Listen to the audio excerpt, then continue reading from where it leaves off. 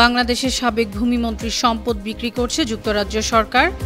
50,000 মানুষের নাগরিকত্ব বাতিল করল কুয়েত। ভারতে আমেরিকান পণ্য বর্জনের আহ্বান, পাকিস্তানি সেনা প্রধানের বক্তব্যকে হুমকি মনে করছে দেশটি। 2 মিনিটে পুতিনের মন বুঝতে চান ট্রাম্প। যুদ্ধবিরতি নয়, ইউক্রেনে হামলার প্রস্তুতি নিচ্ছে পুতিন, অভিযোগ জেলেনস্কির। গাজায় সাংবাদিক হত্যায় নিন্দা জানালো জাতিসংঘ। শুল্ক বিরতি আরও 90 দিন বাড়ালো চীন আমেরিকা।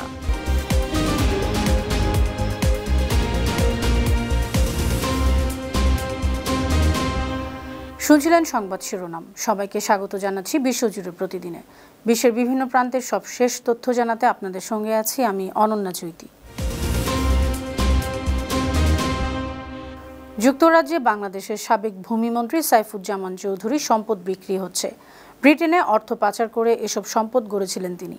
যুক্তরাজ্যের সম্পদ ব্যবস্থাপনা প্রতিষ্ঠান গ্রান্ট থর্টন প্রশাসক হিসেবে এসব সম্পদ বিক্রি করে সাইফুজ্জামানের দেনা শোধের কাজ করছে। সিঙ্গাপুরের ডিবিএস ব্যাংক, ব্রিটিশ আরব কমার্শিয়াল ব্যাংক এবং বাংলাদেশের ইউনাইটেড কমার্শিয়াল ব্যাংক সাইফুজ্জামানের কাছে $350 মিলিয়ন ফেরত চাইছে। সাইফুজ্জামানের যুক্তরাজ্যে 300-রও বেশি গাড়ি, ফ্ল্যাট ও অ্যাপার্টমেন্ট আছে।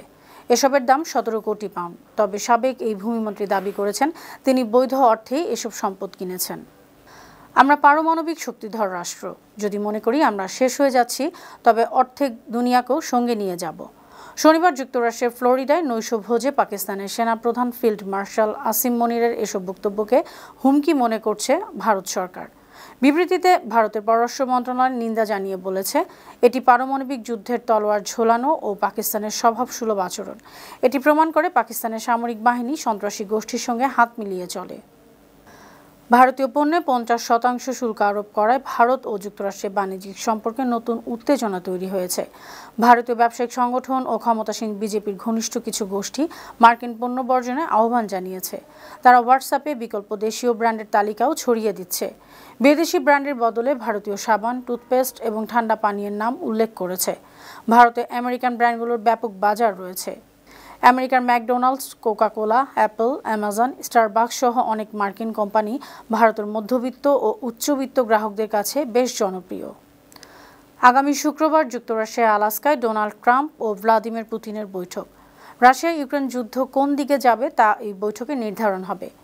ট্রাম্প বলেছেন, মাত্র 2 মিনিটে পুতিনের মন বুঝে তিনি গতিপথ নির্ধারণ করতে চান।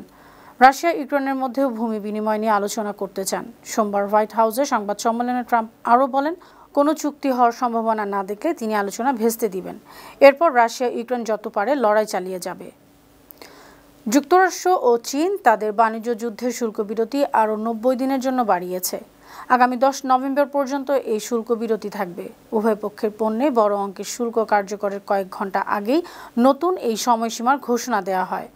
সোমবার বিশ্বের 2 বৃহত্তম অর্থনীতি যৌথ বিবৃতিতে জানায়, এবছরের শুরুর দিকে ঘোষিত অতিরিক্ত শুল্ক আরোপের সিদ্ধান্ত আরও 3 মাসের জন্য স্থগিত থাকবে। এই সিদ্ধান্তের ফলে যুক্তরাষ্ট্র চীনা পণ্যে 145% শুল্ক কার্যকর করার পরিকল্পনা আপাতত স্থগিত রাখবে। চীন ও মার্কিন পণ্যে 125% শুল্ক আরোপের বিরতি বজায় রাখবে। ফিলিস্তিনির গাজায় ইসরায়েলি বিমান বাহিনীর গোলাবর্ষণে একদিনে আরও 69 জন নিহত হয়েছেন। আহত হয়েছেন 362 জন। সোমবার খাদ্যাভাব ও অপুষ্টিজনিত কারণে মারা গেছে এক শিশুসহ 5 জন। গাজার স্বাস্থ্য মন্ত্রণালয় জানিয়েছে, 2023 সালের অক্টোবর থেকে শুক্রবার পর্যন্ত ইসরায়েলি বাহিনীর অভিযানে গাজায় মারা গেছেন 60,499 জন। আহত হয়েছেন 1,53,575 জন ফিলিস্তিনি। এ সময় না খেয়ে এবং অপুষ্টিতে মারা গেছে 222 জন। তাদের মধ্যে 101 জনই শিশু। গাজা সিটিতে ইসরায়েলি হামলায় 6 সাংবাদিক হত্যার প্রতিবাদে জার্মানির বার্লিনে সোমবার সমাবেশ বন্ধ করে দিয়েছে পুলিশ। বিক্ষোভকারীদের অভিযোগ, জার্মান গণমাধ্যম গাজায় গণহত্যায় পরোক্ষভাবে জড়িত। মিছিল চলাকালে পুলিশ কয়েকজন বিক্ষোভকারীকে আটক করে। এদিকে গাজা সিটিতে ইসরায়েলি বিমান হামলায় 6 সাংবাদিক নিহতের ঘটনায় নিন্দা জানিয়েছেন জাতিসংঘ মহাসচিব অ্যান্তনিও গুতেরেসের মুখপাত্র স্টিফেন দুজারিক। সোমবার তিনি বলেছেন, গাজায় যুদ্ধ শুরুর পর থেকে 242 জন সাংবাদিক নিহত হয়েছেন। এসব হত্যাকাণ্ডের অবশ্যই জবাবদিহি করতে হবে। ওয়াশিংটনে জননিরাপত্তা জোরদারে 800 ন্যাশনাল গার্ড সদস্য মোতায়েনের সিদ্ধান্ত নিয়েছেন মার্কিন প্রেসিডেন্ট ডোনাল্ড ট্রাম্প। একই সঙ্গে মেট্রোপলিটন পুলিশ বিভাগের নিয়ন্ত্রণ ফেডারেল সরকারের কাছে নেওয়ার ঘোষণা দিয়েছেন তিনি। সোমবার হোয়াইট হাউসে এই ঘোষণা দিয়ে ট্রাম্প বলেছেন, আমেরিকার রাজধানী সহিংস গ্যাং ও রক্তপিপাসী অপরাধীদের কবলে পড়েছে। তবে ওয়াশিংটনের ডেমোক্র্যাট মেয়র মুরিয়েল বাউসার বলেছেন, 2024 সালে শহরে সহিংস অপরাধ বিগত 30 বছরের মধ্যে সবচেয়ে কম হয়েছে। চলতি বছর প্রথম 7 মাসে তা আরও 26% কমেছে। যুক্তরাষ্ট্রের টেক্সাসের রাজধানী অস্টিন শহরে সোমবার একটি টার্গেট স্টোরে বন্দুকধারীর গুলিতে 3 জন নিহত হয়েছেন। এ ঘটনায় একজনকে আটক করেছে পুলিশ। 30 বছর বয়সী হামলাকারী একটি চুরি করা গাড়িতে করে পালিয়ে যায়। পরে গাড়িটি নিয়ে সে দুর্ঘটনায় পড়ে। এরপর সে কাছের একটি ডিলারশিপ থেকে আরেকটি গাড়ি চুরি করে। পরে তাকে পুলিশ ধরে ফেলে। গেল 26 জুলাইও ট্রাভার্স সিটিতে এক দোকানে এক ব্যক্তি 11 জনকে ছুরিকাঘাত করেছিল। মার্কিন প্রেসিডেন্ট ডোনাল্ড ট্রাম্পের সমর্থিত সম্ভাব্য শান্তি চুক্তিতে রাশিয়া অধিকৃত অঞ্চল ছেড়ে দিতে প্রস্তুত ইউক্রেনের প্রেসিডেন্ট ভলোদিমির জেলেনস্কি। মঙ্গলবার ব্রিটিশ দৈনিক দ্য টেলিগ্রাফ জানিয়েছে, জেলেনস্কি বলেছেন, রাশিয়াকে তাদের ইতিমধ্যেই দখল করা কিছু অঞ্চল ধরে রাখার সুযোগ দেওয়া যেতে পারে।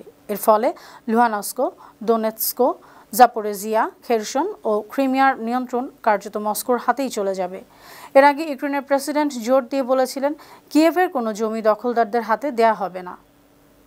এদিকে ইউক্রেনের প্রেসিডেন্ট ভলোদিমির জেলেনস্কি বলেছেন, যুদ্ধবিরতির প্রস্তুতি নয়, বরং ইউক্রেনে নতুন করে হামলা চালানোর জন্য সেনাবাহিনী প্রস্তুত করছেন ভ্লাদিমির পুতিন। সোমবার রাতে সামাজিক যোগাযোগ মাধ্যমে ভিডিও বার্তায় জেলেনস্কি কথা বলেন।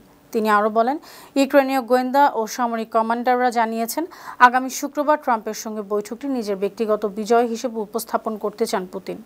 এরপর আগের মতোই তিনি যুদ্ধ চালিয়ে যাবেন। উল্লেখ্য, 15 আগস্ট আলাস্কায় মার্কিন প্রেসিডেন্ট ডোনাল্ড ট্রাম্পের সঙ্গে শান্তি আলোচনায় বসবেন রুশ প্রেসিডেন্ট ভ্লাদিমির পুতিন। কুয়েতের প্রথম উপপ্রধানমন্ত্রী ও স্বরাষ্ট্রমন্ত্রী শেখ ফাহাদ ইউসুফ সৌদ আল সাবাহ জানিয়েছেন, সম্প্রতি কুয়েতের প্রায় 50,000 মানুষের নাগরিকত্ব বাতিল করা হয়েছে। সোমবার আমিরাত ভিত্তিক সংবাদ মাধ্যম দ্য ন্যাশনাল জানিয়েছে, এই অভিযান মূলত সেসব বিদেশিকে লক্ষ্য করে পরিচালিত হচ্ছে যারা অবৈধভাবে কুয়েতের নাগরিকত্ব নিয়েছেন। 1 বছরেরও বেশি সময় আগে কুয়েতের নাগরিকত্বের জন্য গঠিত সর্বোচ্চ কমিটি এ সিদ্ধান্ত নিচ্ছে। দেশটিতে শিগগিরই নতুন ইলেকট্রনিক জাতীয়তা সনদ চালু করা হবে। সুপ্রিয় দর্শক, এই ছিল আজকের বিশ্বজুড়ে প্রতিদিনের আয়োজনে। দেশ বিদেশে বিভিন্ন খবর নিয়ে আবার আপনাদের সামনে হাজির হব। সে পর্যন্ত ভালো থাকুন, সুস্থ থাকুন, বানো টিভির সঙ্গেই থাকুন। ধন্যবাদ।